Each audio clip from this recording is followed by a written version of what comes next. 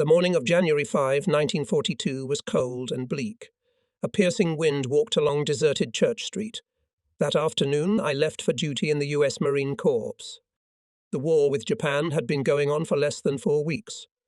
Wake Island had fallen. Pearl Harbor was a real tragedy, a bitter, searing humiliation. Hastily composed war songs were sung by everyone from small to large. But the patriotic spirit did not compensate for the artistic shortcomings of these works.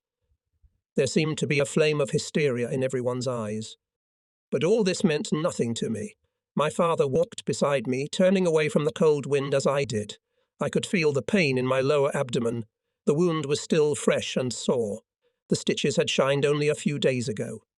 I wanted to enlist the day after Pearl Harbor, but the medical board insisted I get circumcised.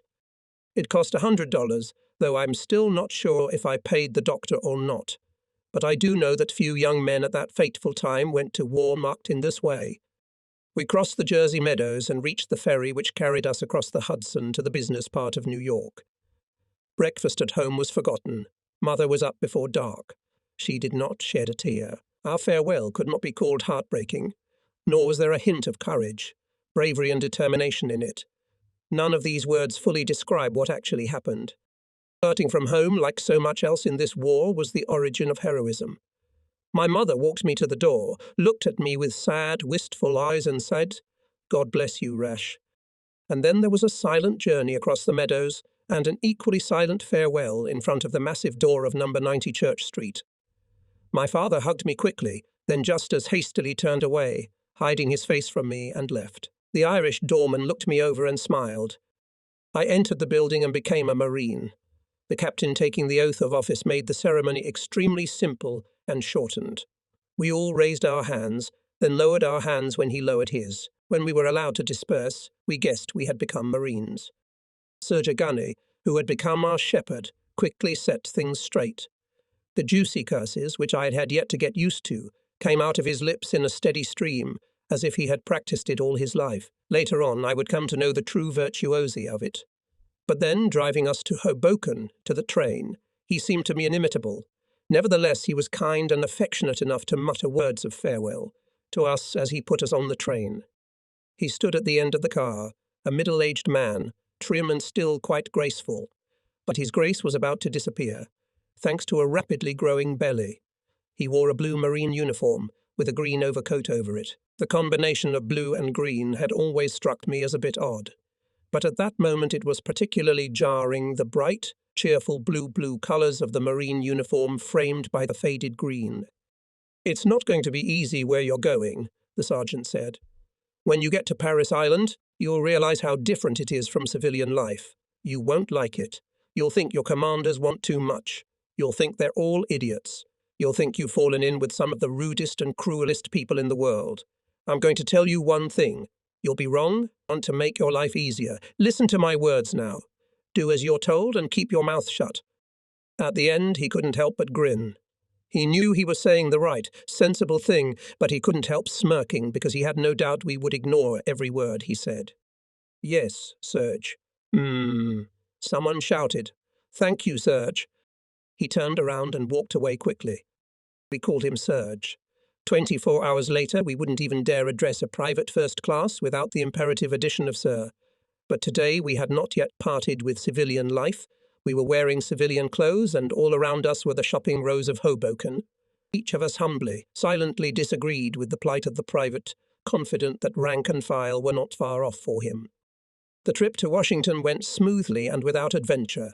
But when we reached the capital and made a connection, it became busier.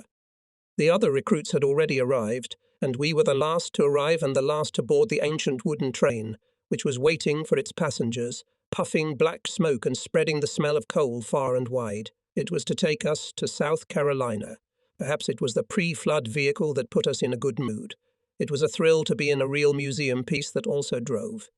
Someone pretended to find a brass plaque under the seat, and we all laughed for a long time when we heard. "This car is the property of the Philadelphia Museum of American History. We had light from a kerosene lamp and heat from a pot-bellied stove. There was blowing from every corner, the cracking and gnashing of wood on all sides, and the clattering of wheels sounded like lamentations.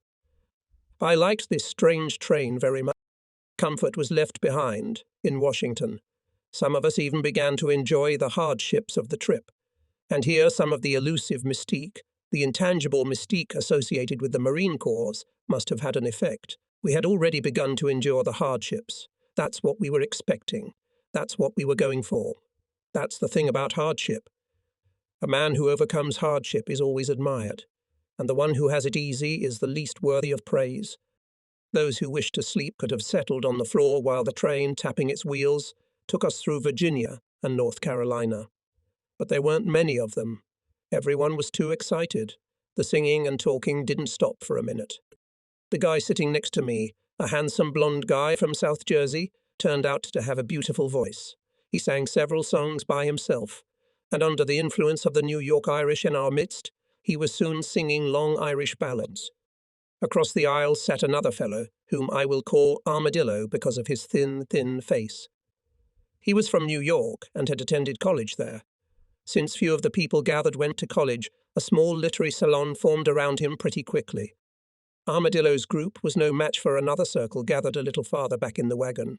Its centre was a tall, smiling, red-haired young man. The redhead had been a baseball letterman for the St. Louis Cardinals, and had somehow made a great name for himself on the polo grounds against the great Carl Hubbell. There were no celebrities in our group. It was made up of ordinary people like me, so we also succumbed to Red's influence. How could it be otherwise? He was so different from us. He had a wonderful life, and he could easily socialize with people who were always the idols of his new comrades. So Red was approached about everything from pitchers' uniforms to the Japanese general staff. What do you think, Red? What's going to happen on Paris Island? Do you think, Red? The Japanese are really as tough as they say in the papers. That's the weakness of Americans. Success becomes a sign of wisdom in their eyes, and they listen to scientists rant about civil liberties, comedians and actresses have political debates, and athletes teach what kind of cigarettes to smoke. But Red suited his position. It was clear that in his case it was the numerous travels and newspaper headlines that made the difference. He certainly knew how to hold his own better than the rest of us. But even Red's resourcefulness failed when we arrived at Paris Island. From the railroad station, we were driven in a truck.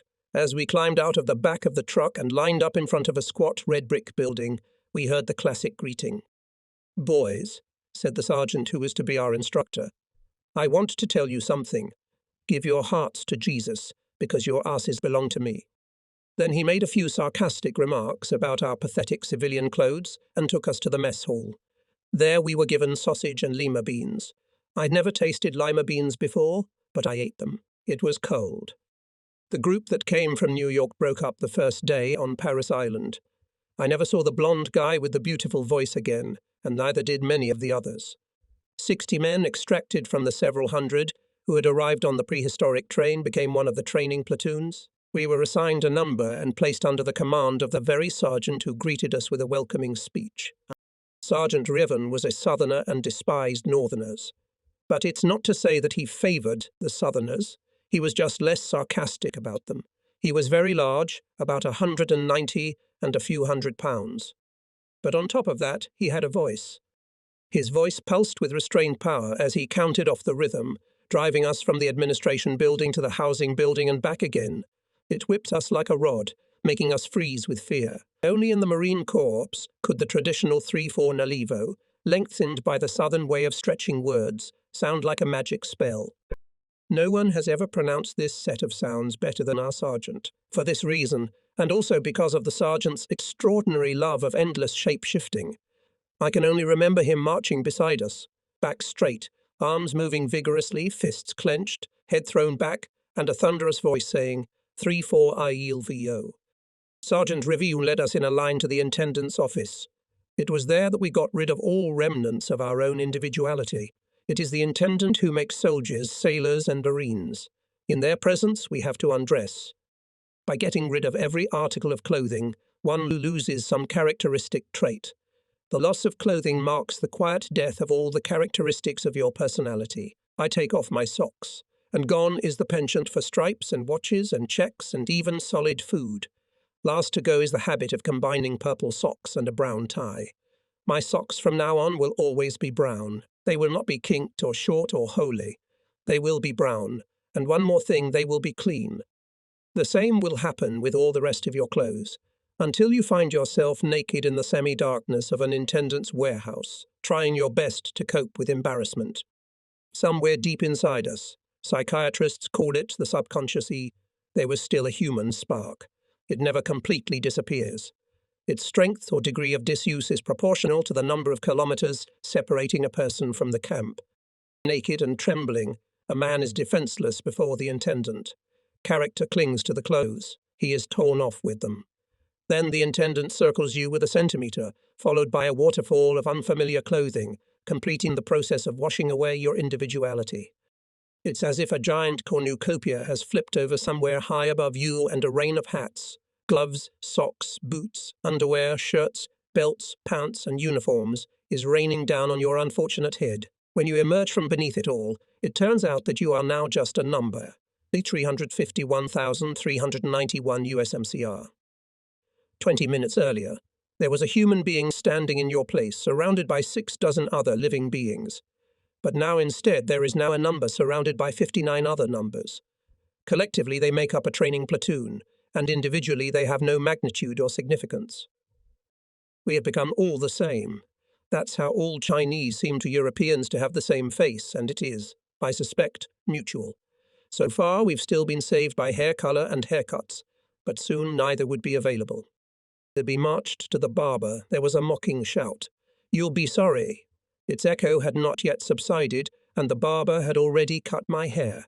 I think he made only 4 or 5 strokes with the hair clipper. That was the final touch. And I was a number packed in khaki and surrounded by craziness. Thus began our stay on Paris Island. In the 6 weeks of training here, there was nothing logical, no pivot except for the feeding. Drill, weapons training, lectures on military etiquette. When saluting, the right hand should touch the head at a 45-degree angle between the right ear and the eye. Lectures on naval jargon. From now on, floor, street, and court are all decks. One should clean and polish one's weapons until they gleam, and shave every day. Everything was mixed up, piled in a heap. What were we going to do? Salute the Japanese to death? No, I guess we'll blind them with polish. Or shave the bastards. Logic seemed to be on our side, and the Marines seemed like a big madhouse. We were put on the 2nd floor of a large wooden barracks and kept there, except for a week or so at the firing range and going to Sunday masses. I only left the barracks on Sergeant Rivun's signal. We had no rights. No longer civilians, but not yet Marines. We felt exactly like St. Augustine's definition of time. I from the future, which has not yet arrived, to the present, which is just beginning, back to the past, which no longer exists. And always and everywhere in formation. We marched to the canteen and to the hospital, marched to clean weapons and household chores, marched to the site for formation training. Feet stamped step on the cement pavement, stomped on the tamped earth, stopped to the accompaniment of clashing butts banging. All around march left to right, knock, knock, knock, forward, right shoulder forward march, stomp, stomp, stomp, stomp, platoon halt. Damn you guys. You want me to tell you what to bang with, or can you figure it out for yourselves? You're making too much noise. You want noise? You want blood? Let the blood make noise. Come on, March. It was maddening. That's how they taught us discipline. Except for us recruits, no one on Paris Island seemed to care about anything but discipline. We didn't talk about the war here, and we didn't hear any gruesome stories about the Japanese killing everyone in their path. That was for later in New River. Everything but discipline was mocked here, whether it was piety or financial policy. The instructors were all of the same persuasive soldier type. Their worldview was somewhat akin to the sensationalists who believe that if a thing can't be eaten, drunk, or put to bed, then it doesn't exist. Discipline was everything. It was an attitude that could not be made natural to people coming in from the civilian world, but it could not be ignored to make these civilians less vulnerable. Sergeant Rivun was extremely strict. He disciplined us in the traditional ways. One ordered us to clean the latrine with a toothbrush, another ordered us to sleep with a gun that the unfortunate man had dropped before, or invented even more subtle punishments. But he valued drill above all else. Once, when I lost my step, he grabbed me by the ear. Admittedly, I am not tall, but I am far from light, and yet the sergeant almost lifted me off the ground by my ear. "Lucky," he said. If you keep walking out of step, we'll both end up in the hospital, where we'll have to surgically separate my leg from your ass.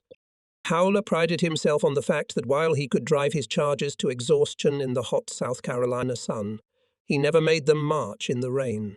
A splendid concession, but there were instructors who not only made their men do drill training under waterfalls falling from the sky, but took genuine pleasure in the vicissitudes to which the unfortunates might be subjected. One, for example, made his platoon march in formation to the ocean shore. His thunderous voice counting down the beat sounded particularly impressive. If there was confusion at the water's edge, if men lost their step and broke formation, he would become furious. Who the hell do you think you are? Don't forget you're just a bunch of pathetic, good-for-nothing recruits who told you to stop. I give the orders here and no one stops until I say so. If the men went into the water without stopping, he would let them go in knee-deep or a little deeper, but so that the water did not reach the rifles hanging over their shoulders. Then he would grin contentedly and, pretending to be furious, "You dumb back, you mistakes of your mothers.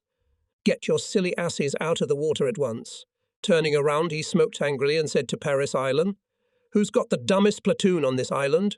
Me, as always. It's a bunch of morons." Most of the sergeants were not cruel, and they were by no means sadistic. They believed they were doing the right thing by treating us harshly, but only to make us harsh.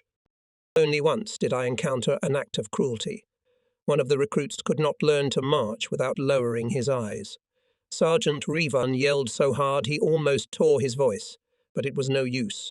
Then he came up with a rather cruel remedy. He fixed the bayonet so that the hilt was behind the belt of the unfortunate man, and the sharp tip rested on his throat, preventing him from lowering his head. After this, the lad was ordered to march. We looked at all this with rounded, frightened eyes. The boy took a few steps, then stumbled, and the sergeant stopped the torture. The wild, primal terror must have been transmitted from the recruit to the sergeant, and Revan hurriedly untied the bayonet. I am sure that the sergeant himself remembered the incident for life. Unlike his victim, it was not the time to make lasting friendships. Everyone realized that our platoon would be disbanded as soon as the training period was over. Some would go to sea, others, most of them, would join the Marines in New River, some would stay on Paris Island, and the conditions under which we lived were rather peculiar. A barracks was a barracks and we had good neighbourly relations, but not friendship. I had a lot of friends in the Marines, but I'll talk about that later. Right now it's about how Marines are made. It's a process of surrender. Every hour, every minute we had to give up another habit, some preference, make adjustments to ourself. Even in the canteen we continued to learn. Here we realized that the personal tastes of one particular person mean exactly nothing. I'd always suspected that I would not get better with porridge made of crushed corn. Once I tried it, I was convinced I was right, and to this day I can't look at it. But quite often in the morning I had to eat it or stay hungry until noon. How often my stomach rumbled irritably without breakfast. Many of us had some idea of good table manners. A neighbour's sweaty hand suddenly in front of your nose didn't fit into that notion, nor did the way plates were passed to one end of the table and handed to the other. Those sitting at the head of the table ate to their heart's content, ignoring the indignant cries of those sitting in the middle and at the end. Some of us might have been annoyed by the knives on the table when we were given beans, or by the animalistic slurping noises made by certain members of our group, but we became less and less sensitive pretty quickly. Soon I stopped reacting to external stimuli. Just a certain intestinal radar regularly warned me that it was nearing mealtime, and thoughts about the rules of decency left us until better times. The hardest part of this surrender process was the complete inability to have any privacy. Everything was done in the open. Getting up, reading letters, writing letters, making bunks, washing, shaving, combing hair, emptying bowels. All this was done in full view of everyone, and as the sergeant came up, even food parcels from home were taken possession of by the instructor. We were informed of the arrival of the parcels, that the instructor had tested them and found them quite suitable. What, does that surprise you? Do you think it is too much and affects the reputation of the United States Post Office? Ah, dear, let me ask you one question. Who do you think will win in a contest between the United States Post Office and the United States Marine Corps? If you were confused during the first few weeks on Paris Island, the firing range is where you have to pull yourself together. The howler chased us most of the way to the firing range, which was about 8 kilometers, in close formation. We had heavy satchels hanging off our backs. Our marine gear was in our tents when we arrived. We complained bitterly about the heaviness of the burden, certain that we could have done without the heavy satchels, not even realizing that the day would come when we would long for them as an unaffordable luxury. Then more than ever the howler seemed carved from stone, straight as a spear, relentlessly issuing commands in a powerful, booming voice. Only at the end of the march he became a little hoarse, thus demonstrating that nothing human was alien to him. At the firing range we lived in tents, 6 people in each. Mine had a wooden floor. Most tents did not have such a comfort, so both I and my comrades appreciated this unexpected boon. Besides, we saw God's providence in the fact that we 6 New Yorkers and Bostonians were lodged together. The northern wheat was thus separated from the southern straw. But morning, a cold seaside morning, put an end to the seeming idyll. The Yankees' lauded composure proved to be riddled with mutinous, jubilant shouts that greeted the sight of our blue, quivering lips and the sound of loudly clanking teeth. "Hey, Yanks, and we thought it was cold up north and you were used to it. Turns out it isn't. Wow, look at that." The big tough guy's lips are quivering. Howler liked it so much that he even lost his usual restraint for a while. "That's for sure," he said authoritatively. "As soon as you put your noses outside, your teeth start chattering. Damn it, I don't know what to do." Half an hour later, the sun was shining brightly, and we quickly realized what hell the sudden change in temperature could be. As newcomers to the shooting range, we were in for a not-so-pleasant surprise. There was a kind of bridge where people used to sit, with the lower parts of their bodies overhanging a rusty sloping chute where the fresh water flowed. Fortunately, I was not among those who were sitting on the bridges at the time, so I watched the events unfold from the sidelines.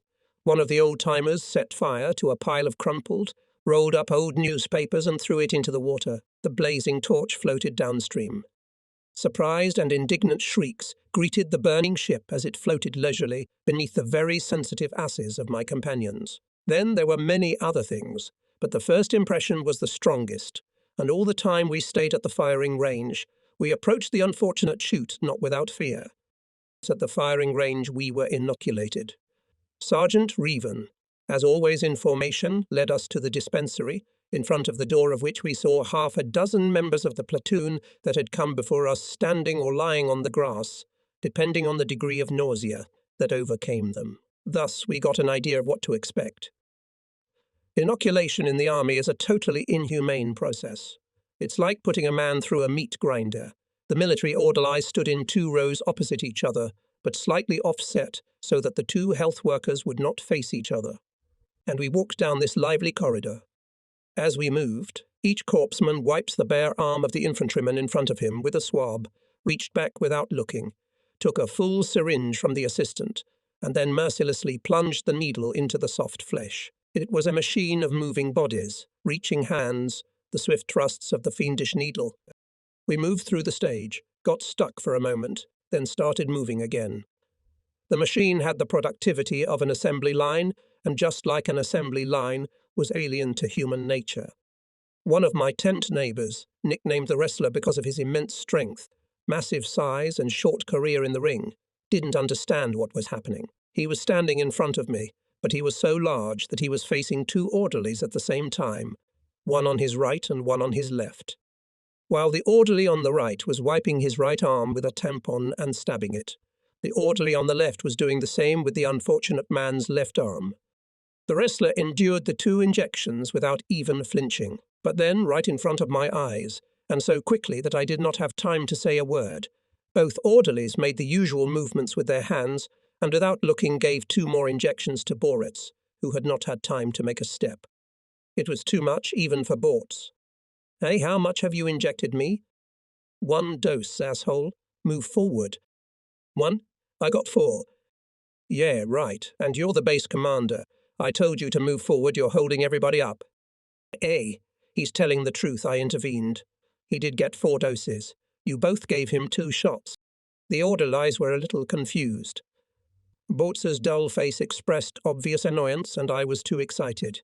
They took Bortz under their arms and led him to the doctor, who, however, did not express any concern. He looked at the mountain of muscle and muscularity before him, and I— "No. How are you feeling?" "I'm fine, but they pissed me off." "Okay. I think you'll be all right. If you feel dizzy or nauseous, let me know." I hasten to inform you that Barrett's never felt any dizziness, and as for nausea, it had to be dealt with by the most impressionable of us, who happened to see Barrett slaughtering a piece of meat 15 minutes later. At the firing range, I had my first opportunity to fully appreciate the Marines' ability to swear. There were isolated manifestations of this distinctive virtuoso skill in the barracks, but that was nothing compared to the all-encompassing profanity and blatant obscenity we witnessed on the firing range. There were sergeants who could not utter 2 sentences without inserting a swear word between them or calling curses upon someone's head. As we listened to them, we could not help shuddering, and the most religious among us began to blaze with anger, longing to claw at the throats of the blasphemers. Very soon we were to get used to it, and we ourselves began to sin in the same way. Later we realized that it was all bravado, not an offensive weapon, but at first we were shocked. How is it possible to create an entire art form out of ordinary curses, even the most ferocious ones? It wasn't a vicious blasphemy, an attempt to vilify, to smear. It was ordinary cursing, profanity, blasphemy, not too formidable, but surprisingly diverse. The first was always the word. An ugly word consisting of only 4 letters, which people in uniform had transformed into a separate part of the world of linguistics. It was a preposition, a hyphen, a hyperbole, a verb, a noun, an adjective, even perhaps a conjunction. It was applicable to food, fatigue, and metaphysics. It was used everywhere and meant nothing, inherently offensive. It was never used for its intended purpose. It crudely described sexual intercourse and was never used to actually describe it. Inferior, it meant sublime. Ugly characterized beauty. The word was part of the terminology of the insubstantial, but you could hear it from priests and captains, privates first class and PhDs. After all, there was every reason to believe that if our conversation was overheard by an outsider with little knowledge of the English language, he could easily prove by simple calculation that this short word was definitely what we were fighting for. And the firing line, exasperated NCOs, trying to make us more or less marksmen in an abbreviated training period, filled the air with swearing and cursing. Marines must be able to shoot from a standing, lying, and sitting position. Probably because the sitting position is the most difficult to shoot from. It was the most popular position on the Paris Island firing range. We were indoctrinated in all the necessary science for 2 days on the island's dam, bubbling dune sands. We sat in the sun while sand covered our hair, clogged our eyes, nose, and mouth.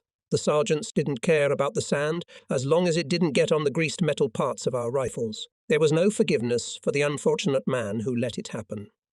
The punishment was immediate, a heavy blow and a series of profanities shouted directly into the ear of the offender. To assume the correct sitting position, one had to be tortured by stretching oneself on the rack. The rifle had to be held in the left hand in its center of balance. But the left hand, threaded through the loop of the rifle belt, goes up the arm to the biceps, where it is incredibly tight. And when you sit cross-legged in Buddha pose, the butt of the gun is a few centimeters from your right shoulder. The problem is to get the butt comfortably positioned at your right shoulder so that you can rest your cheek on your right hand, look along the muzzle and shoot. After trying this trick for the first time, I realized that it was impossible unless a hinge was placed in my mid-back that would allow each side of my torso to pivot and lean forward. There's no other way. Otherwise, the belt would cut my left arm in half, or my head would snap off, unable to withstand the strain of turning and stretching my neck. Though, of course, one could try to take a chance and aim with one hand, imagining that the hand in my hand is not a rifle, but a pistol. Fortunately, if that word is appropriate here, I wasn't the one making the decision. Problems? The sergeant asked graciously. His sugary sweet tone should have alerted me, but I took it for an unexpected glimmer of humanity. Yes, sir. It's okay, we'll help. I came to my senses, but it was too late. I'd been caught. All I could do was look at the sergeant with desperate, pleading eyes. All right, lad, you've got a firm grip on the rifle with your left hand. That's fine. Now use your right. Well, it's hard, isn't it? Meanwhile, Sergeant Howler just sat on my right shoulder. I could have sworn I heard it crackle. I thought I was done for, but nothing really happened. except that my lone suffering shoulders stretched a little, so the torture had worked. My right shoulder did meet the butt of the gun, but my left arm remained intact. That's how I mastered an unfavorable shooting position. I had seen only one Japanese killed by a shot fired from such a position when the enemy was not firing. Still, one could only wonder how we had been taught to shoot during the few days we'd have been at the firing range, or rather, to teach the few who needed it. Most of us knew how to shoot, even, most surprisingly, the boys from the big cities. I don't know how and where in the vast concrete and steel expanse of our modern cities these boys had managed to achieve such a high level of skill, but they did know how to shoot, and not badly. All Southerners could shoot, and the guys who came from Georgia and Kentucky were the best.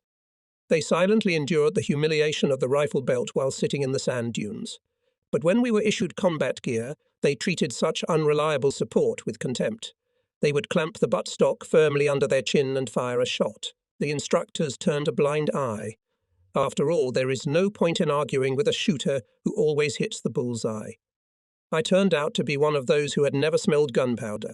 I'd never fired a rifle before, unless you count the 22 points I had accidentally knocked off at the fairgrounds shooting range. The .30 caliber Springfield seemed like a real gun to me. I arrived at the range for the first time with 2 magazines of 5 rounds each and a stern warning of load and lock from the sergeant. I felt like a small animal about to be run over by an automobile. Then the dreaded words came to me. Everybody ready on the line. Fire. Bang, bang, bang. It was my neighbor on my right who fired. The rumbling sound seemed to burst my eardrums.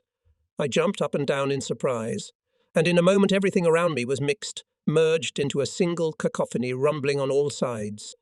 A second more, and my Springfield's voice joined it. Firing, ejection, reloading. 10 shots took a few seconds. Then there was silence, and with it came a strange ringing in my ears. It's still ringing in them to this day. It took me a little while to get over my shyness and start enjoying shooting. Of course, there were some mistakes that all beginners make. I shot at a different target, missed the bullseye, and didn't take into account wind drift. But I learned quickly, and when the day of scoring shooting came, I had no doubts that I would get the instructor's badge. This badge could well be equal to a medal for bravery. It also meant an extra $5 a month, which is a lot of money when you get $21. The day of our scoring shoot. In other words, the day when the results we would show would become official and qualifications would be determined by them, was very windy and brutally cold. I remember the ominous, oppressive atmosphere and how I desperately wished I was closer to the fire around which the sergeants were gathered, smoking cigarettes and portraying a cheerfulness that I'm sure no one could feel. All day long my eyes were terribly watery. When we were firing at 500 meters, I could barely see the target. The results were, to put it bluntly, pathetic. I didn't get any qualifications at all. A few people got marksman badges.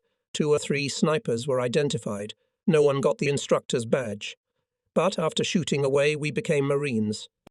We should have learned some more techniques, such as bayonet and pistol shooting, but these skills were lower on the Marine Corps' value scale. The Marines' weapon of choice was the rifle, so as we pounded away on the sidewalk on the way to the barracks, we were extremely proud to have mastered the Springfield. Well, at least we tried to do it. We were now veterans.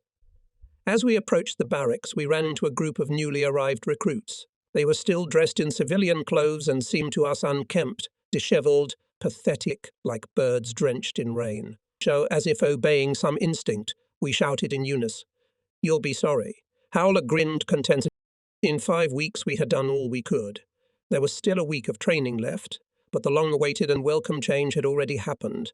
The most important thing about our transformation was not that our flesh had become more muscular, our arms harder, our eyes sharp. We changed spiritually. I became a Marine. That automatically elevated me above the wandering herds of other soldiers. I now spoke disparagingly of soldiers and sailors.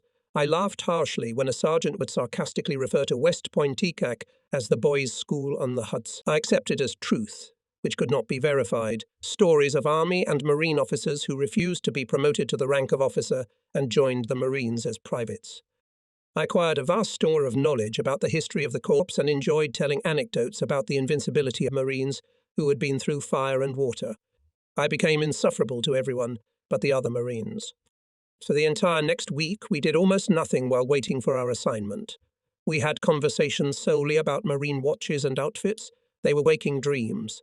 In them, we all wore blue uniforms, drank unrestrained, danced, copulated, and played valor. Occasionally, the name New River would slip into conversation. Casually, like the name of the lousy sheep in the family. That was the name of the base where the 1st Marine Division was being formed. New River didn't wear blue uniforms. There were no girls and no dancing till you drop. There was just a lot of beer and endless swamps all around. The mention of New River always caused a painful, awkward pause in the conversation that lasted until the unpleasant impression was forgotten, buried under a wave of new and joyous assumptions. The day of departure came. We threw our marine gear into the trucks, dressed and assembled on the platform behind the barracks. We stood in the shadow of the balcony, a place that frankly did not conjure up pleasant associations. Once Rivoun had punished here an awkward rookie who had managed to drop his rifle on the march. The unfortunate man stood there in formation with rifle in hand from dawn to dusk and incessantly repeated, "I'm a bad boy." I dropped my rifle. Now we stood in the same place, waiting for orders. Rivoun came, ordered us to stand in formation and repeat the techniques of formation training with weapons. We did them quite confidently. At ease, disperse. There's your trucks. We got in the back. Somebody even got brave enough to ask, "Where are we going, Sergeant?" New River. The trucks started up. Everybody was quiet. I remember how Rivoun, who had seen us off, stood for a long time watching the cars drive away. I was shocked to see the sadness in his eyes. We arrived in New River deep and very dark at night. From South Carolina we travelled by railroad. On the way we were well fed, as always on the train. We slept in our seats and our belongings were stowed on the top shelves. Only the rifles we kept with us. On arrival there was a lot of noise, shouting, flashlight beams flickering around. We climbed out of the wagon and lined up on the platform. It was quite dark, and the shouting figures of sergeants and officers around us seemed like disembodied shadows. They were something otherworldly and had nothing to do with reality, until another ray caught one of the shadows out of the darkness. In the light of the flashlight, the shadow immediately took on flesh. In spite of the darkness, I had a lasting impression of the vastness of the surrounding space. Somewhere above my head, there was a gigantic vault of heaven, and all around there was a vast and absolutely flat plain, with only occasional dark buildings. We were led in a line to an oblong, brightly lighted house with a door at the other end. We stood at the entrance while the sergeant shouted our names. Nikki. I took a step, and the movement separated me from the men who had been my comrades for 6 weeks. I walked quickly into the lighted house. The man sitting at the table nodded without looking at me, indicating a chair. There were 3 or 4 other officers of the same kind in the room, receiving additions. He quickly asked question after question, interested only in the answers and ignoring me completely. Name, number, rifle number, and so on, in other words, dry details that in no way characterized the man as a person. What did you do in the civilian life? I worked for a newspaper as a sports columnist. That's good. 1st Division. Go straight ahead and tell the sergeant. That's how we were classified in the Marines. Superficial questioning. Short questions without much attention to the answers. Schoolboy, farmer, future scientific luminary, they were all just grain to the receiving mill, from which they went on to receive the same neat labels. 1st Division. No aptitude tests, no vocational aptitude tests. The 1st Marine Division was based on a single premise. A man came to fight. No one was interested in his professional competence in the civilian world. It might have been an insult to those vestiges of civilian self-respect that Paris Island just didn't have time to destroy.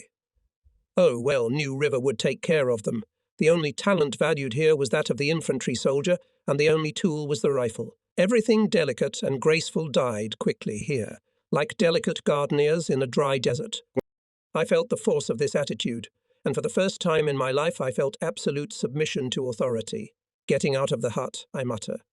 1st Division, addressing a bunch of sergeants standing nearby. One of them pointed with a flashlight toward a group of men tramping some distance away. I took a place among them. Other groups were forming nearby. Then, on command, I climbed into the truck. I was surrounded by my new comrades. The driver started the engine, and we drove down the broken road into the unknown. Dark huts floated by. Suddenly the truck stopped. We were home. My home was now Company H, 2nd Battalion, 1st Marine Regiment. Home was a cluster of machine guns and heavy mortars. Someone in this cheerful company decided that I would be a machine gunner. The rostering process in company he was no different than when we received our assignments the night before.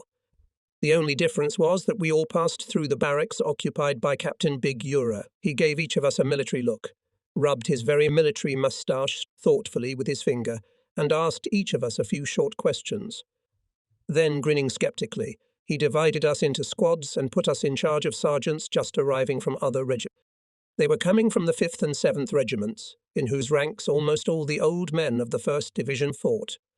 My regiment, the 1st, had been disbanded, but was reconstituted after Pearl Harbor.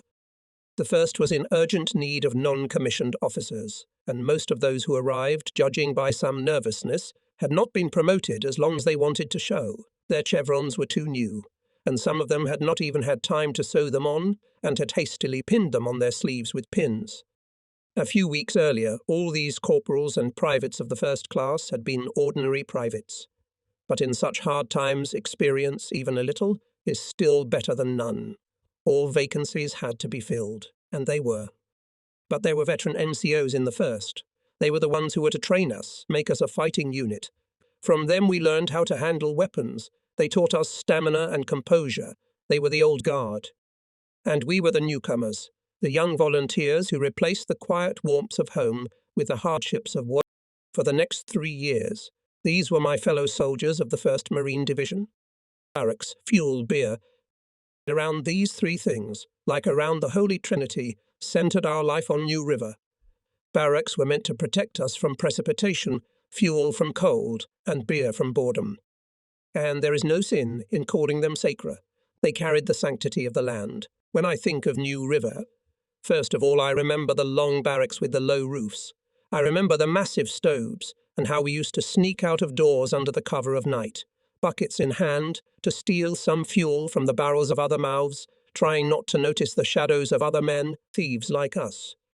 I will never forget the crates of beer cans standing in the middle of one of the barracks, how we emptied our pockets of every last cent to raise the necessary amount to buy this essential product, and then carried the heavy burden on our shoulders, noisy and cheerful, because we had a heated dwelling ahead of us, and when the beer was in our stomachs, the world would belong to us alone. We were privates, which meant we knew no worries.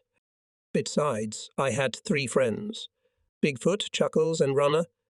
I met Big Guy on my 2nd day at New River. He had arrived 2 days earlier, and Captain Big Hurrah had made him his messenger. During the first week, while the organizational work was going on, his clothes were constantly covered with mud from the countless trips across the swamp between the captain's office and our barracks. I didn't like him at first. It seemed to me that, having become a sort of close confidant of the captain, he looked down on us. Besides, he behaved, in my opinion, too roughly. This broad-shouldered and somehow very massive young man with blue eyes and blonde, soft as soap hair, was mostly sullenly silent and opened his mouth only to spit out a short phrase like, "Cap wants 2 men to bring the lieutenant's things." I was too inexperienced then to notice underneath the outward sullen gruffness a guy as frightened as the rest of us. The unmoving face was only a facade, and the contemptuously lowered corners of the mouth were a hastily erected defense against the unknown. Time would pass, friendship would warm his frightened heart, and then his lips would curve in a different way. They would stretch into a joyous smile. It was easier with Hossein.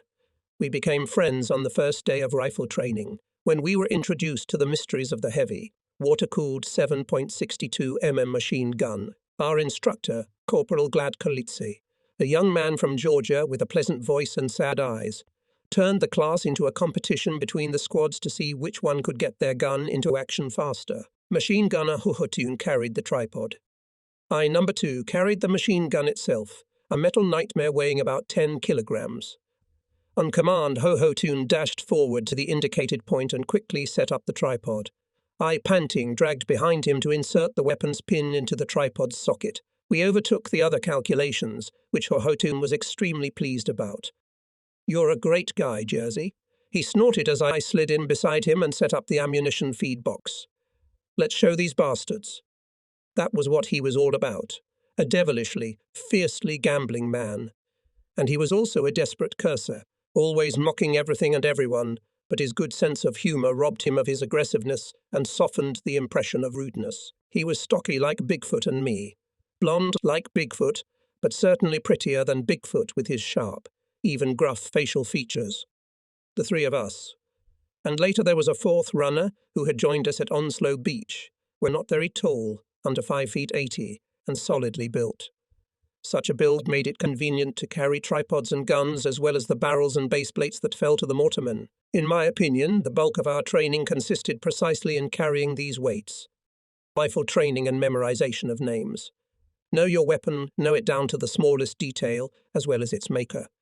Learn blindly or in the dark to disassemble and reassemble it, and to enumerate without stammering all the operations of its mechanism.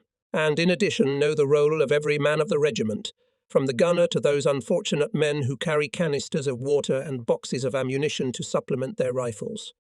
It was all boring and oppressive, and the war seemed very far away from us. And it's so hard to concentrate and stay awake under the warm Carolina sun when the sergeant's voice chimes monotonous.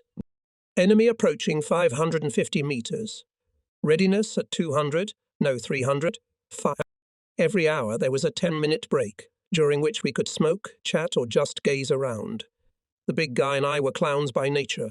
He loved to play our chief of staff, a major with a pompous gait and prim, almost cartoonish manners.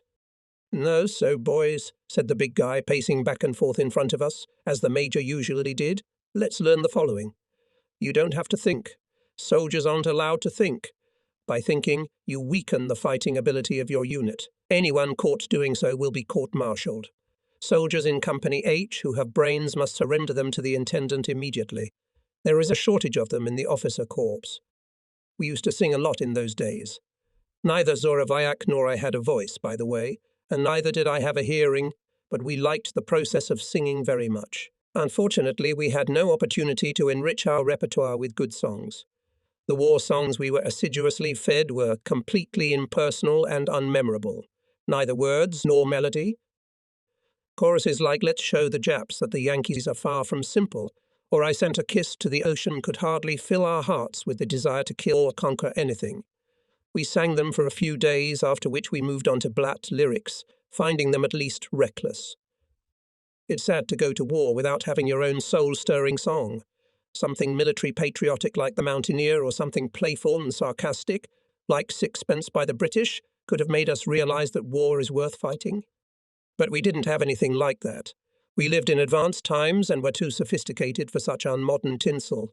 Military appeals and war songs seemed naive and superfluous in our rational world. We were well supplied with food for thought.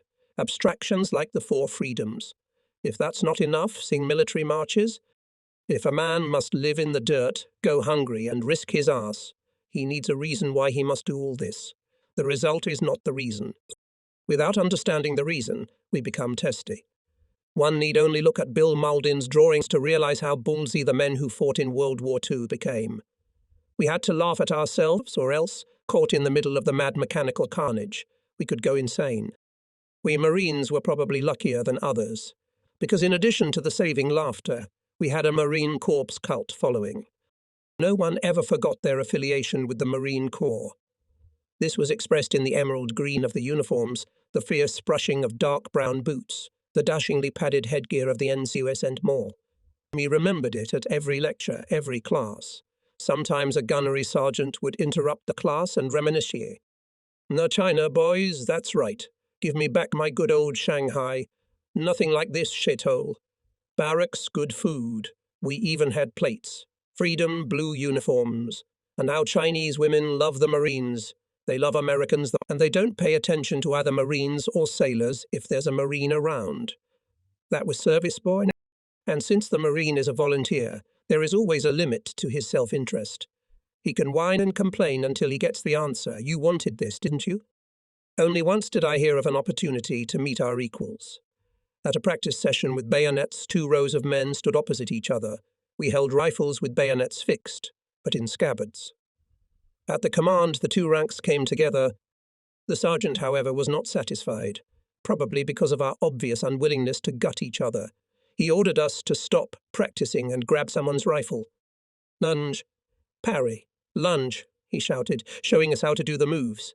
Lunge, parry, lunge again, punch, bayonet in the stomach. Damn it, boys. You will face the virtuosos of bayonet attack.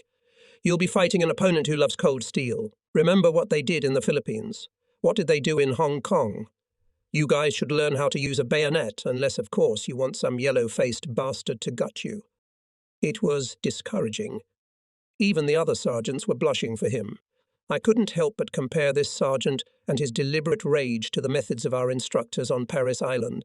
They would order us to go at ourselves with bayonet drawn and playfully disarm us. Poor fellow. He thought that to teach was to frighten. He still stands before my eyes as he was at Guadalcanal. Deep-set eyes, full of fear, slumped cheeks, trembling veins.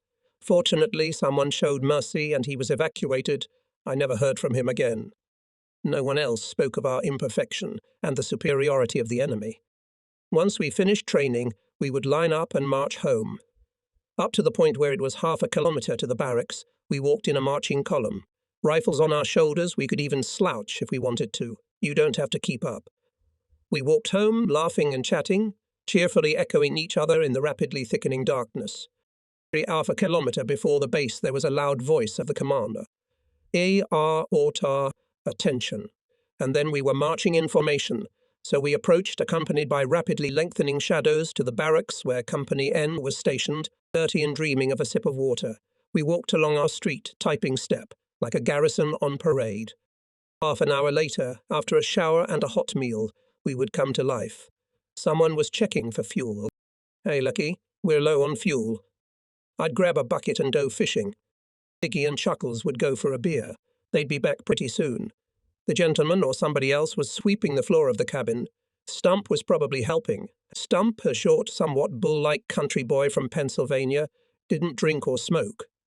At least not then, but he liked to collapse on the floor and roll the dice, or lay out the cards, or just thoroughly oil his hair. For Stump, that's what life was all at.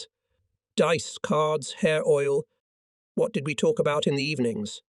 There was a lot of market gossip rumours about supplies, future assignments, scolding about food, grinding the bones of sergeants and officers.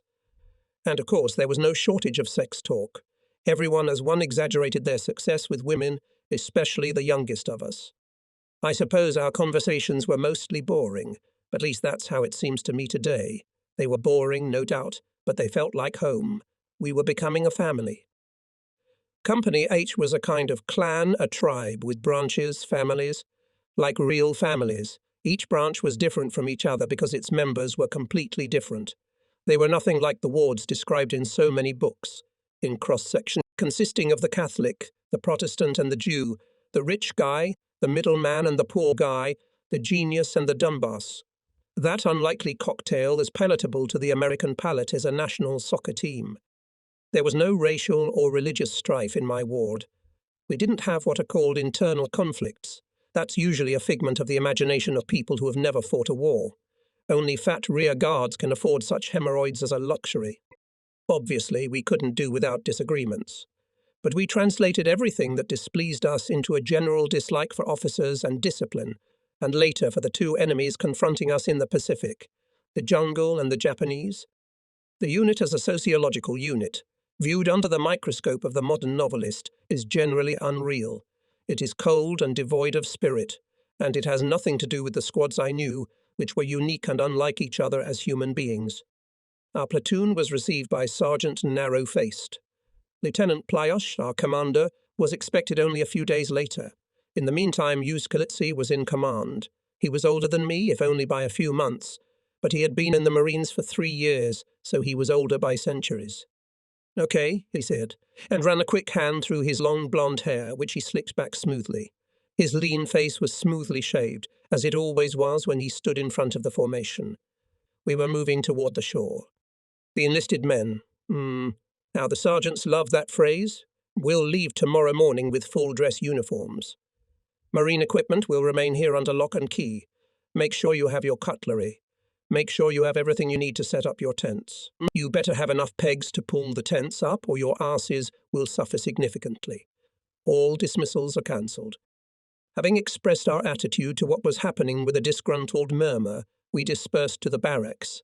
We had to pack up. And then, for the first time in a while, the officers began to have fun playing with the soldiers. Every hour, narrow-faced burst into the barracks and announced a new order, sometimes following the previous one, but more often contradicting it. No pegs for tents. Battalion Chief Sai. Take marine equipment. Everybody got the stakes. Only Zordovayak, who seemed to have the natural calm contempt of a private for officers, refused to take part in the general frantic fuss. Whenever the rousing narrowface appeared on the doorstep with a new order, he rose from his bunk, listened to it with grim interest, then shrugged his shoulders in bewilderment and sat back down with a look of superiority at the commotion around him. "No, big guy," I asked, "aren't you going to pack?" "I'm all set," he said, pointing to a pile of socks, underwear, shaving cream, and other necessities. "But they have to be packed." "No need at all, Lecky. I'll pack it all up in the morning when they finally calmed down." Chuckles intervened. The distinctly cheerful note in his voice softened the reproach. "You should hurry up. They'll test you, and you'll get a lot of trouble on your ass. You'll get a lip so far up your ass, you'll have to slingshot your food." The big guy yawned defiantly and stretched his mouth into a wide grin. He'd been watching us all night and sipping warm beer, 2 cans of which he'd stashed away the night before, not doubting that he'd be right in the end. And so it was. We packed our duffel bags only to immediately shake everything back out and put something out, obeying the next order. We twisted around like weather vanes twitching in the gusty wind of orders blowing from officer country, but Biggie was right. In the morning came the final order from the battalion commander. He refrained from joking with the soldiers, and his order was different from all the others because it was official. We once again turned out our duffel bags, folded them again and loaded them on our backs. Now, I don't remember exactly how much our bags weighed. I think about 10 kilograms. But even this showed the differences between people. Personally, I took with me the bare minimum, in other words, only what the regimental peak ordered. But people who were obsessed with cleanliness could hide a couple of extra bars of soap or a bottle of hair oil in a bag. Others preferred to stash a couple of cans of beans under their stuff, and still others just couldn't move anywhere without a weighty bundle of letters from home. A soldier's duffel bag is like a lady's purse, its contents reflecting the personality of the owner. I was very sad to see memorabilia in the duffel bags of dead Japanese. These smooth-faced little people have very strong kinship ties, and their duffel bags are full of cute things to remind them of their families and relatives. We line up in front of the barracks. The duffel bags behind our backs pleasantly pulled back our shoulders. My forward march. And we went to the shore. Apparently, we walked about 15 kilometers. Not too much for veterans, but for us, then it was a huge distance. We marched through a pine forest on a dusty road, so narrow that even a jeep could hardly pass on it. The whole battalion was on the march, and my squad was squeezed in the very center of the column. Clouds of red dust were rising above us. My helmet, annoying me to no end, was hanging behind me and banging against the machine gun, which was pulling away from my shoulder. If I hung it forward, it would start dancing a crazy dance right in front of my eyes. After 2 kilometers, I vowed not to take another sip from the flask. I had no idea how far I had to walk, and my pants were already soaked with sweat, soaked with moisture. They had changed from emerald green to a much darker color. On the first kilometer, we were still talking animatedly with each other, joking. Someone even sang. Now only the birds sang, and from our side came only the heavy footsteps, the clinking of flasks, the creaking of leather straps, and the occasional hoarse swearing. Every hour we were given a 10-minute respite. On command, we would roll to the side of the road, and during those precious minutes we would rest, leaning heavily against our duffel bags. Each time I pushed my hands under the straps that cut into my body and tried to massage my aching shoulders. Almost everyone was smoking. My mouth was desperately dry, and my swollen tongue could no longer fit, so I would wet it lightly with a sip of the delicious moisture from the flask, and then, what an idiot. I dried it again with a puff of stinking smoke, but it was a delight to lie by the side of the road, for 10 minutes parting with tension and pain, inhaling tobacco smoke. The latter was a dubious pleasure, but I realized that only now. And then the command sounded again. Stand up. This meant that I had to quickly pull myself together and get to my feet. Swearing and spitting, cursing everyone and everything, we stood up, and the torture of walking began again. So we reached the place where the Higgips boats were waiting for us.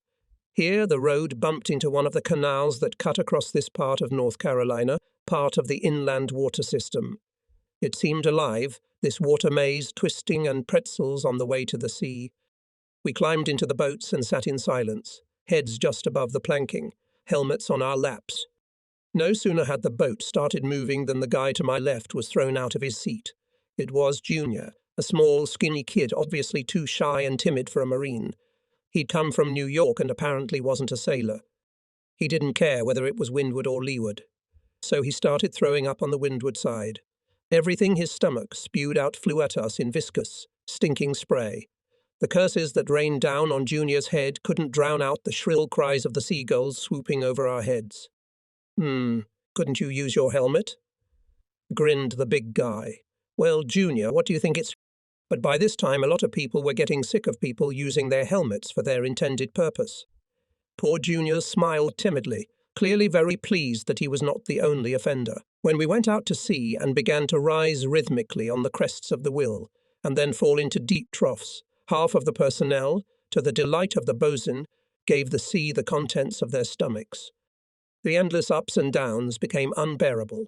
The ocean tossed us up and dropped us down again, and all the while the bosun stood at the helm, impassive and cold-blooded as a snake, probably anticipating how he would tell the other mopmasters how the newly minted Marines had survived their first encounter with the Great Salt Sea.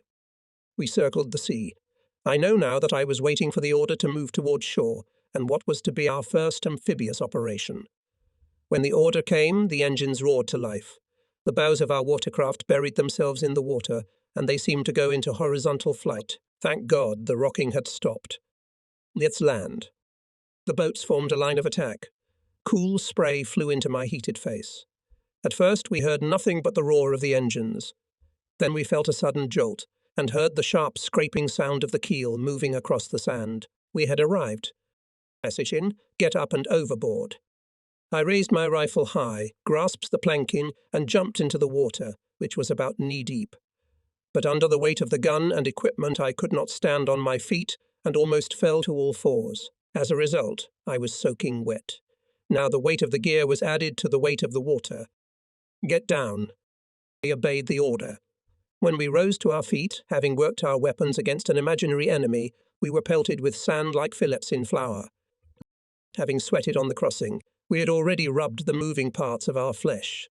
Then salt from the seawater got into the wounds, adding to our thrill, and the ubiquitous sand completed the picture. The order came to line up and move to our new camp, which was about a mile away. As soon as we started on our way, the pain became unbearable every step.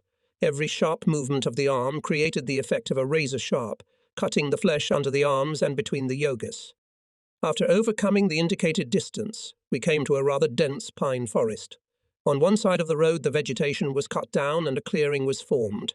On it stood 3 pyramidal tents, one for the galley, one for the infirmary, and one for the company commander. Here, as it was explained to us, was our new camp. While the territory was being divided into plots for platoons and squads, a cold rain fell. The first tents began to appear, and not in neat, even rows, as it was customary before, but scattered, according to the new fashion for camouflage. We were exhausted to the extreme, suffering from pain, hunger and cold. In such a state, the process of breaking up the camp should have been a hard and joyless affair, and should have dragged on indefinitely. But things turned out differently. None of us even said a bad word to the officers. Suddenly we felt an excitement that warmed us, making us forget for a while about the cold, empty stomachs and singing bones. Pretty soon we were all ready, limp and scattered about, gathering pine needles to spread down under our blankets. And what a bed! A dark green blanket on top, another underneath, and underneath it a scattering of pine needles on the ground. As I have already said, we worked very fast and cheerfully, good-naturedly scolding the underdogs who could not put up the tent. And the rain, that wet intruder, probably embarrassed at being the only gloomy crier in our merry company, quickly increased and turned into a downpour. When we had entrenched ourselves, in other words, dug deep trenches around the tents to keep the ground inside dry, the signal for supper sounded. The food was hot, so was the coffee. What else does a homeless vagrant need? It was getting late. In total darkness we finished our dinner and washed our metal cutlery. On the way to our tents we passed through the grounds of Company F, Here soldiers wandered around the tents, tripping over pegs, arousing the just anger of the old-timers. Special lovers of profanity were machine gunners. From them you could hear very refined sayings with mention of relatives of everyone. But they, though I had to face more dirty swear words, are still unprintable. Us in rain, darkness, and a flood of swearing.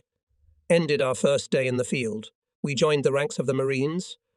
The next day I met Runner for the first time. He'd only been in Biggie's squad for a few days, arriving later than the others. But I'd never met him. He was just coming out of Houghton's tent, laughing at some joke, and we bumped into each other. He nearly knocked me down. He, the runner, had very strong, well-developed legs, and when he moved forward with purpose, it was not worth getting in his way. He had been a long-distance runner since high school, I later learned, and a pretty good one at that, hence the powerful gait. The runner was a perfect fit for our company, like a glove stretched over his hand. His admiration for Houghton bordered on awe, but Houghton managed to handle it without offending his comrade. I suppose deep down he enjoyed the adoration of the dark-haired kid from Buffalo, who talked so intelligently about dancing and automobiles, which was quite unusual in Houghton's disorderly Louisville world. Our friendship grew, and it soon became clear that Houghton's word carried the most weight, if only because he could always count on Runner's support. So Houghton became the leader of the four of us, something neither Big Guy nor I had ever recognized, and only begun emphasized it with his deferential attitude. Wasn't it strange that in such a situation there was a need for a leader? But it did exist. 2 guys, I suppose, don't need a leader, 3 already do, and 4 so absolutely necessary. Otherwise, who would settle disagreements, plan important events, suggest places and times for fun, and generally maintain harmony? That was the beginning of our beautiful life here on the shore. We slept on the ground and our home was a piece of tarp, but now we were beginning to feel proud of what we could manage. Under these conditions, the beautiful life just had to become noisy and often wild. Daytime training could not completely take away the vigor of body and spirit from young guys like us. Unless there were night assignments or company duty, we were free after supper until the morning rise. Sometimes we gathered around the fire, burned pine boughs, and took turns sipping from a bottle of maize vodka bought from the local moonshiners. The pine boughs burned with fragrant brightness, and the swallowed drink warmed us from the inside. We often sang or wrestled around the fire. Nearby, other boys lit other fires, around which other songs were sung, and the result was often a singing contest, usually ending in stubborn attempts to outshout each other. Sometimes an unfortunate possum would wander into the firelit circle, at the sight of which there would be an immediate commotion. Anything that came to hand would be thrown at the unfortunate animal, and eventually the poor thing would be put out of existence. After this, there was always someone who wished to demonstrate the sharpness of his bayonet and skinned the animal. The little carcass was usually burned in the flames of the fire, and only a few could boast of having had a chance to taste its meat. There were evenings when Zoroviak, Houghton, Runner, and I, after eating, would go for a walk toward the highway, 3 kilometers from our camp. The sound of our brisk steps was drowned out by the thick layer of mud under our feet. Sometimes we walked in silence, mesmerized by the purple beauty of the night. And sometimes we fooled around, dancing in the viscous earth, bumping into each other, and shouting, with the sole purpose of hearing the sounds of our own voices, which the darkness brought back to us. There were times when we walked in silence, only occasionally quietly exchanging a few words, reminiscing about home, or trying to imagine where we would be sent when our training was complete. The highway was halfway to other amusements. The highway was dotted with taverns, side by side. To get here was to cross into another world.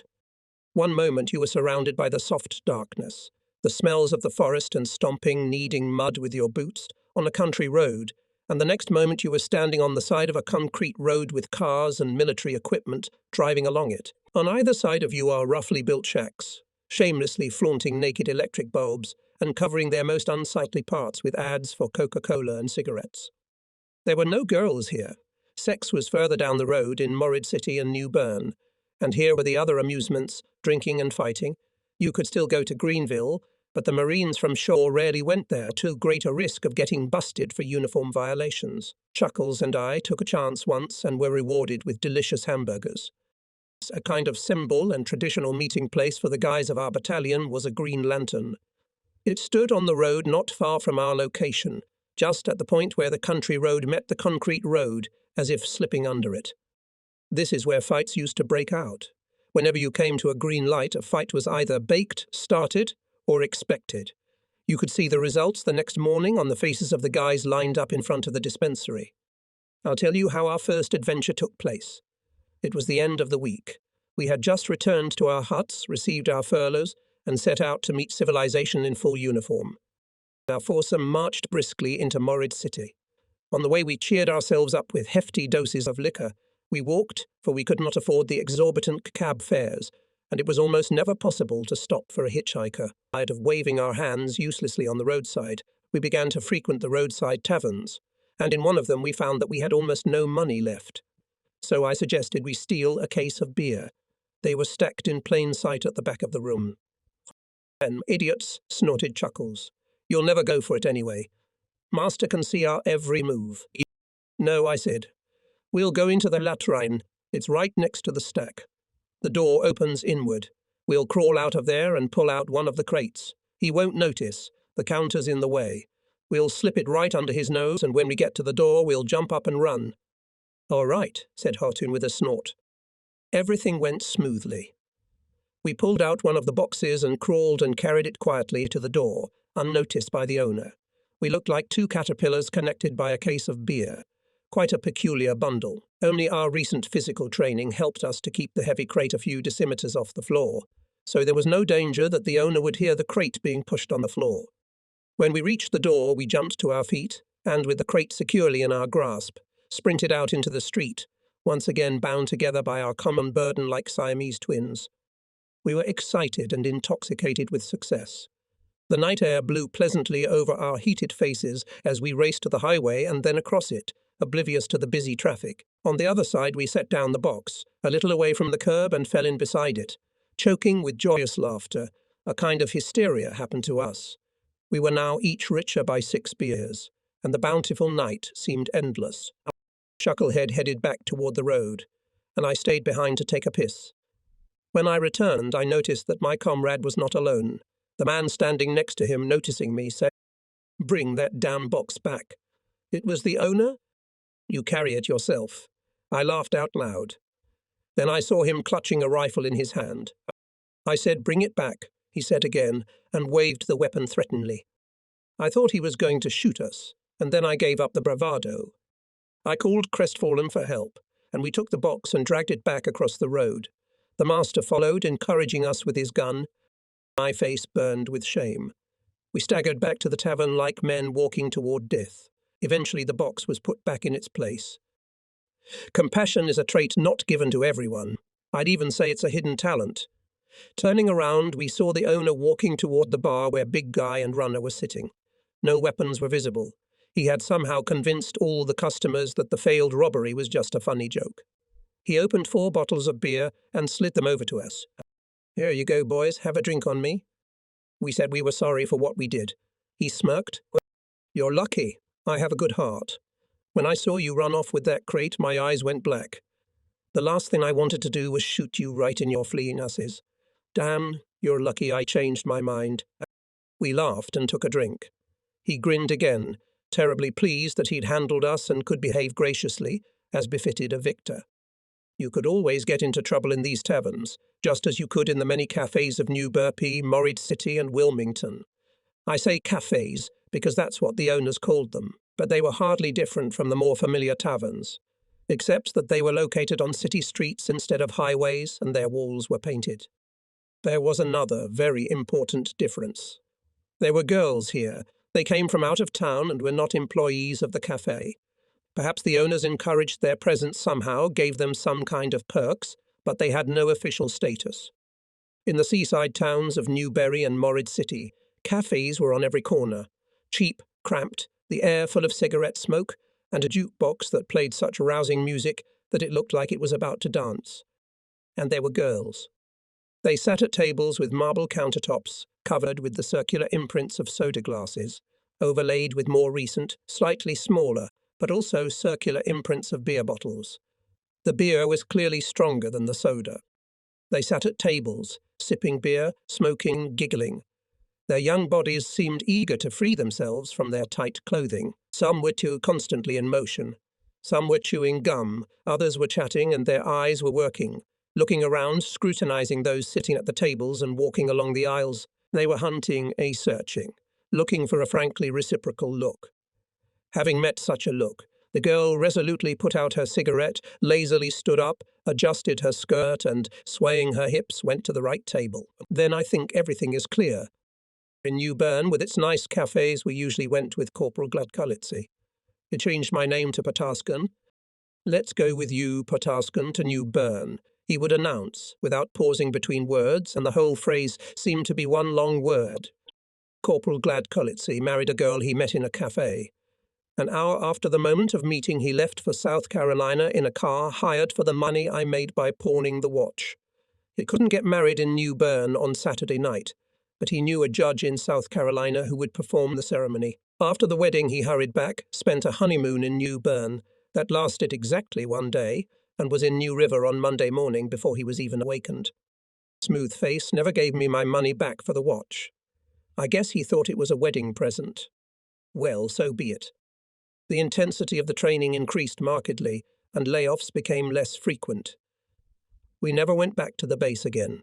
The days passed boringly because they were like two drops of water similar to each other. Saturdays and Sundays were no different from weekdays, with the only difference being that now every Sunday morning we were awakened by a forest fire. We could not, of course, assert that it was the Major who arranged them, but nevertheless we had no doubt about it. We understood that at heart he was not a malicious arsonist.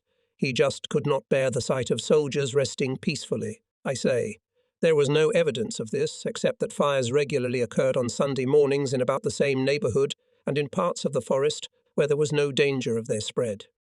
We hastily loaded into trucks, calling all imaginable punishments on the Major's head, and set out for the scene of the fire.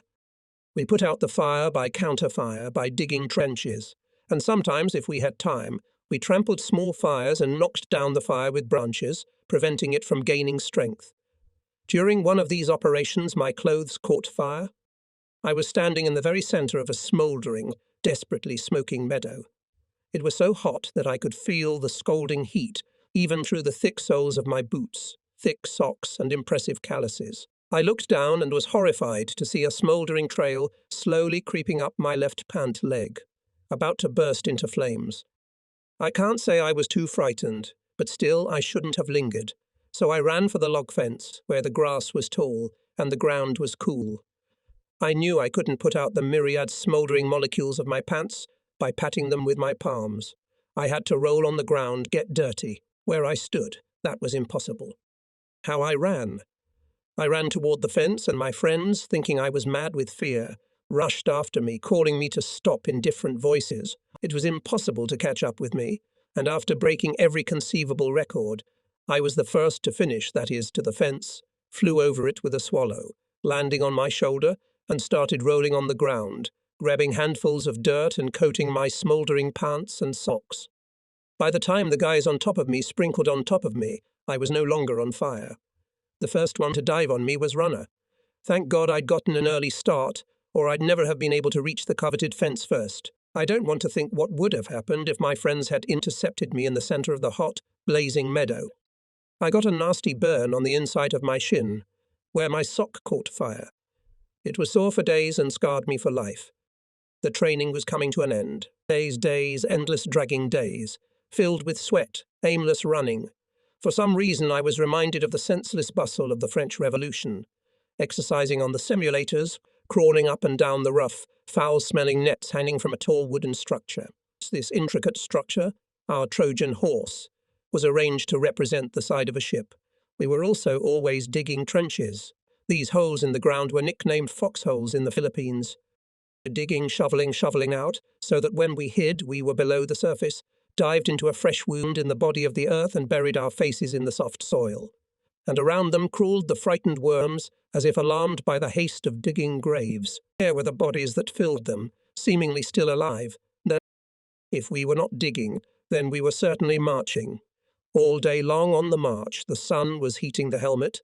Sweat was pouring out from under it, lingering briefly in the thick eyebrows. From there, pouring into the eyes, it continued on its way, covering the upper lip with small drops of moisture, flowed down to the chin, and from there it ran off onto the clothes. Meanwhile, the body continued to move, a grease-sweat-covered mechanism. Streams of sweat tickled irritatingly down her back, and when I touched my tongue to my upper lip, I could taste its salty flavor. There were all kinds of days, boring and cruel, tedious and exhausting. Days of lectures, shooting, inspections, cleaning tents, cleaning weapons, teaching politeness in war, friendship and enmity, and all this amidst birds singing in different voices. We learned to be indifferent to pain, rain, wet blankets. God, our eyes grew sharper and our bodies stronger. And so it all came to an end. The preparations had come to an end. On the last day, the Secretary of the Navy came to see us from Washington. We were lined up in the shade on the bank of the drop. I don't remember now how long we waited for knocks, maybe an hour or two, but we felt quite comfortable standing around with nothing to do. We were resting.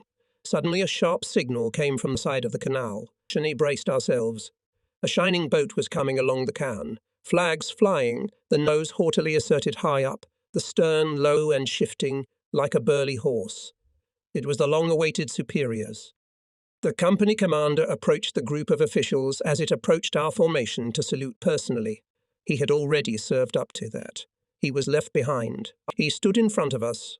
A stocky and not young Marine, sleeves in patches, many rights in general, a serious figure for any officer below colonel. The distinguished guests passed us by. An unpopular major among us was covering the rear. Just as he passed us, there came the clear voice of our old gunny, so powerful that all could hear it. We threw our rifles off our shoulders with relief. The major's face turned purple, taking on the colour of a sunrise at sea. A shiver of mirth ran through the ranks. It could not be heard, but it could easily be felt. The major quickened his stride, as if in a hurry to leave the cursed place. When old Gunny looked up to follow him, his face showed obvious satisfaction. Surprisingly, he was smiling like the Cheshire cat. He was all smiles. The high guest did not inspect us.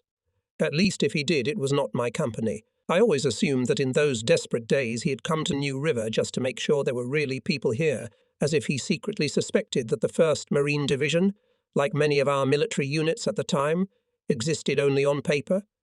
That day marked the end of our shore training period. As soon as the arriving guests returned to their boat, we left camp. We were returning to the relative comforts of home, mess halls, and market stalls. It was impossible not to be glad of this. The war was still far away from us. The war was very far from us, and we did not even realize how important the visit of a high person was. Life was much easier at the base. The officers were much nicer. We were even given 62 hours leave from 4 o'clock on Friday to Monday morning. The surrounding towns instantly lost their appeal. We began to drive home. The highway starting just outside our unit location was jammed with taxicabs. On Friday nights they would pull up one after another, load up the Marines and roaring depart. Usually the 5 of us would take a cab to Washington, D.C., which was about 500 kilometers away. From there it was a train ride to New York. $20 each for the driver, who took us to the station and on Sunday evening brought us back to the location of the unit. It is clear that the money for this was given by parents. A private receiving $21 a month could not afford such a luxury, nor could a private first class receiving a little more, $26 a month. That was the rank I had risen to not too long ago. Cabs were expensive, but the fastest and most reliable way to travel. His railroad service was much slower and not very regular. The slightest glitch and you'd probably be declared an MZO on Monday morning. Sometimes one of us would take the wheel when the driver got tired of listening to our orders to push on. Then we would almost fly 145 or even 150 kilometers per hour, in general, at the speed that you can achieve by pressing the gas pedal to the floor. We usually arrived at Union Station in Washington around midnight, having left New River around 6 o'clock in the evening. The trains to New York were always crowded. Each car was sure to have a Texan or a poor Southerner with a banjo and a runny voice, and its quota of drunks sleeping off in the seats or right on the floor, emotionless as floor rags. We stepped over them, making our way to the parlor car, where we were going to sit out the night and the distance separating us from New York until the greenish-grey dawn crept over the Jersey grasslands. All night long we were burned with impatience, which could only be quenched by whiskey. We couldn't even eat. On one of these short visits, my father took me to a famous English restaurant in the business part of town, where they served fish and game. For a long time I had a half of fried pheasant on my plate, but I managed to swallow only a small piece, and I never realized whether it was tasty or not. But he drank beer glass after glass. This unfinished pheasant was often recalled to me 2 months later on Guadalcanal, when my stomach rumbled loudly with hunger. We were all in a state of eager anticipation. We were excited and could no longer relax. Thinking, much less introspection, was impossible in those days. We rarely talked about the war, only if it concerned us personally, but never in the abstract. Hitler's ethics, the extermination of the Jews, the yellow perdition, all these were for discussion on the pages of the newspapers. We lived for the thrill, but not for the thrill of war. We needed the speeding cars, the dimly lit cafes, the booze that speeds up the blood flow through our veins, the softness of a cheek and the smooth, silky skin of a woman's leg. Nothing was allowed to last. Everything had to change instantly. We needed reality, not possibility and perspective. We could not be at rest, only in motion, only in change. We were like fleeing shadows, always flying somewhere, bodiless phantoms, doomed people, souls in hell. Soon the 62-hour furloughs were over. In mid-May 1942, I visited home for the last time. I was to be away from my family for more than 3 years. The 5th Marine Regiment departed earlier than we did. It left at night. When we woke up, we found an empty plaza, cleanly cleaned, as if no one had ever been there. Not even a cigarette butt or an empty beer can was left in the place that had been crowded yesterday. Clear. My 1st regiment followed the 5th a few weeks later. We packed our personal belongings carefully. All the duffel bags were labelled and loaded onto trucks. I didn't see mine until I was already back in the States after the war, from then on except for a brief pause in Australia. We were to live a very different life with the bare minimum in a satchel the size of a portable typewriter case. We were ordered to carry only weapons and a strictly limited number of personal items. It was especially emphasized: no alcohol. And the day before, I had managed to get out to Jacksonville, where I emptied my pockets by purchasing 2 pints of whiskey. So the 2 flat bottles were in my satchel. They gave me a pleasant nudge in the back as I climbed into the train. We finished them that same night when the conductor, having made the beds, left and the Pullman carriage was plunged into darkness. Yes, we rode in a Pullman wagon, and we had a conductor. We ate dinner in the dining car, and at night the conductor provided us with turkey sandwiches. It was a wonderful way to go to war, just like the Russian aristocrat in Warrior and Peace, who arrived at the front in an elegant carriage. And while he watched the Battle of Borodino from the hilltop, a servant served him tea from a silver samovar. We had a funny guide. He loved to tease a Texan who had recently arrived in our platoon. One day he overheard the Texan bragging once again and intervened. Hey, he said excitedly, your Texas is so dry that even the rabbits there have to carry a lunch and drink box. The Texan immediately shut up. The boys sitting next to him laughed, and the satisfied conductor went on his way. The train was travelling across the vastness of America. The mood was excellent, and our hearts were singing with joy. We excitedly discussed the battle at Midway, which had just ended, and sincerely admired the Marines and pilots who had managed to stop the Japanese. When we got tired of talking about the war, we would play poker or just stare out the window, watching the peaceful scenery go by. For me, who had never travelled west of Pittsburgh, everything I saw outside the window was new, exciting, and interesting. This was my country, which I was seeing for the first time. I tried very hard to memorize it, to soak it up. The majestic beauty of the mountains, the vastness of the plains, the richness of the fields. Now I no longer remember all the feelings that possessed me then, and I regret very much that I did not make any notes. Only a few details remain in my memory, so shadows of memories. I remember being terribly disappointed that we crossed the Mississippi at night, and I could not see it properly. All that remained was a vague sense of a large accumulation of water, and I also remembered the gentle beauty of the Ozarks. The majestic forests verdant against a foyer of bright blue sky, the white river clear and straight as an arrow, the hill with a cross on top. But the Rocky Mountains made no impression. Where did the grandeur go? Maybe we were too close? They looked like vanilla ice cream cones covered in chocolate. But once we were higher up and could look around, there it was, the glorious West, and the Colorado River tearing through the gorge, The train climbed stubbornly upward. We didn't even notice that we had left Nevada and started a smooth descent down to California, towards the sea and the sun. San Francisco was shrouded in fog that hid the warm sun. We were on the coast, surrounded by the brown hills of Berkeley. A huge bay stretched out before us, resembling a water amphitheater. Seals played in it. I was 21 years old. I had seen the Golden Gate, and soon I was to find out what was beyond it. But not very soon.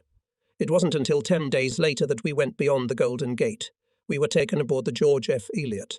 Now that was our ship. It was an African slave ship. We hated it. Every day we were allowed to go ashore. The peaceful voyage came to an end. All that remained were the last days, ours. We were desperately trying to make up for lost time. In San Francisco, I saw nothing but cafes and bars. On my last request for money, my father sent me $100. Therefore, I had the opportunity to visit not only dirty eateries but also decent places. Although, who cares? They all merged into one, and I only remember the jukebox playing A Dozen Roses over and over again. Once in Chinatown, I was kicked out of a cafe. I shouldn't have jumped on stage with the girls singing, much less yelled, "Boo-oo-oo." That same night, I chased 2 Chinese away from a Marine. I didn't see any knives, but they must have had them because the guy's shirt was red with blood. He was lying right in the doorway, blocking the entrance to the cafe. I yelled at the owner, who was nonchalantly watching, but after my intervention still moved to the phone and called the police. After making sure of that, I left.